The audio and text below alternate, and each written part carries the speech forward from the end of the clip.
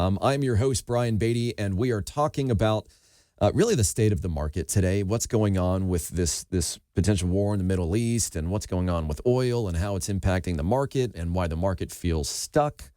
A bit of a continuation from the most recent show that we had, quite honestly, but I'm going to tell you why things feel different and again, kind of connect these dots as to what's happening in the market and why it feels stuck. So just very briefly below, if you'd like to reach out to me, if you have questions about the market, if you want to work together with me as your personal real estate agent, maybe you'd like our help in managing any rental properties that you have, or just have a general knowledge question, feel free to reach out to me. My number is 843-800-0065. That's 843-800-0065. Or check us out online at listingsincharleston.com. That's listingsincharleston.com. So I'd say that this is where things start to get interesting, because right now we're dealing with what I call, obviously, the golden handcuffs effect. You guys have probably heard this before. You've probably heard me talk about this before. But millions of homeowners across the country are locked into mortgage rates in the 2s and 3s. And now they're looking at today's rates, 6.5%, 7%, sometimes higher, depending upon the scenario. So even if they want to move financially, it just feels like a bit of a step backward. And so what do? They stay put, right? Even if the house doesn't really fit them anymore, if it doesn't really fit their needs, they've outgrown it, they know they need more space, they have too much space, it's tough to maintain it. There's a bunch of different reasons why people obviously want to move, and not every reason to move is a happy, opportunistic reason to move. And that's why you're still seeing, inventory on the market, is that not everybody can control those set of circumstances, right? And so if they stay put, even if the house doesn't fit them anymore, or even if they'd prefer a different location, or even if they're thinking about downsizing or upgrading for years, they stay.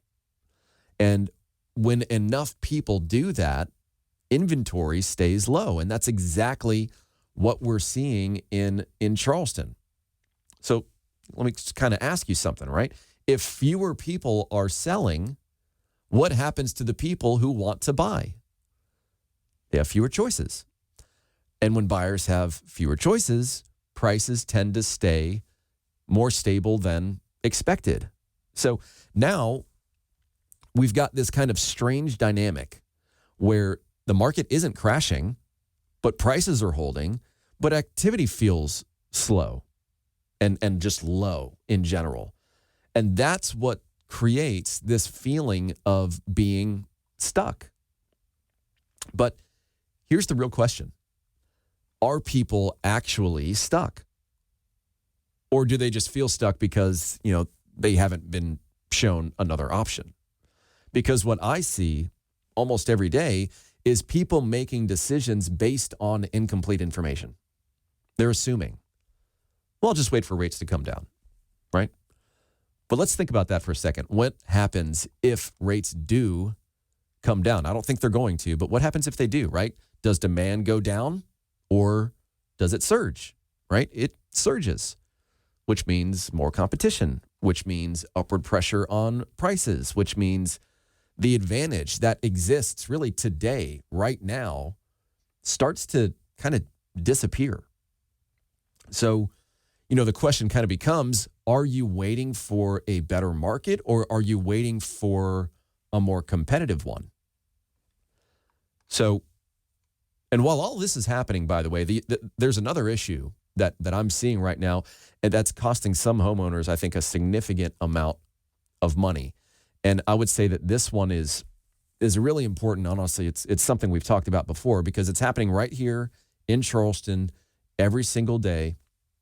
Homeowners are pricing their homes based on what the market used to be, not what it is today, right? They're looking at, what their neighbor got last year, or what Zillow says, or what they hope the market still supports. But the market has shifted, right? Not dramatically, and it's not really in a way that's making major headlines in terms of the actual shift in the real estate market, but but enough that pricing strategy matters more than ever. And here's what happens when a home is priced too high.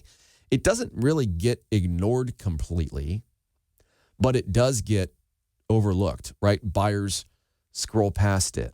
They wait, or what they'll do is they'll watch, right? They'll click on that little save button on whatever website they're looking at your home on, and then basically say like, all right, well, I'm gonna pin that for now. We're gonna put a pin in that property for now, and we'll wait for that price to become more realistic before I express any serious interest, because there are too many sellers out there that are just not reasonable with regard to their asking price.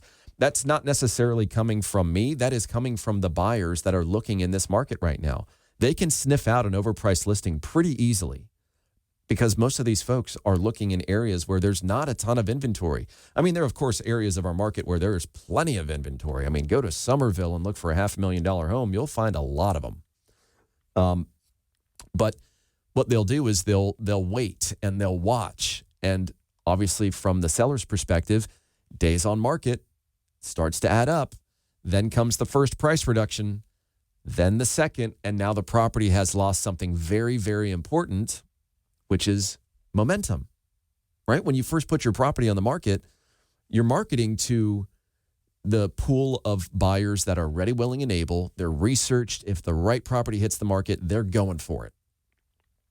The second group of people are just the people that enter the market because something has changed in their life, right? We're constantly refreshing this group of people that are now ready to very seriously consider buying a house, right? Well, obviously, at some point, we're going to exhaust that group of people that are ready, willing, and able to buy a house right now. They've looked at it. They've looked at it online. They've looked at it in person.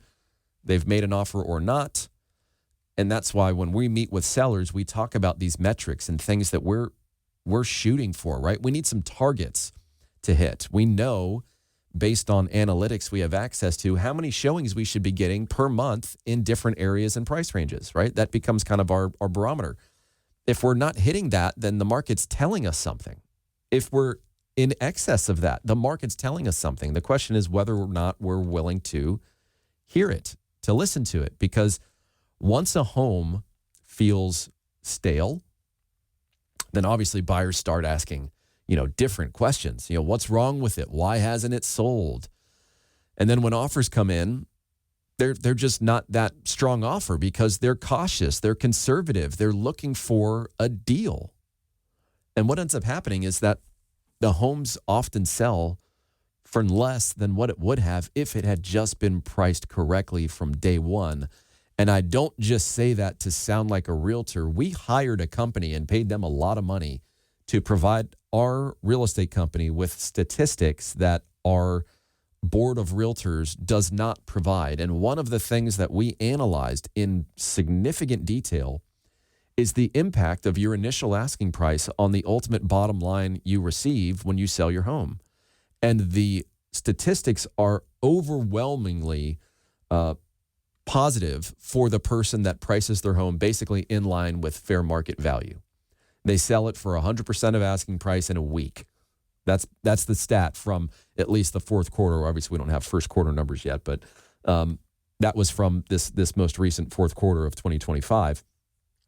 Whereas those that did not price their home correctly and had to take a price adjustment in order to kind of get back into the fast lane, their days on market shot up to almost 3 months, right? They're getting, in some instances, around 91% of their original asking price.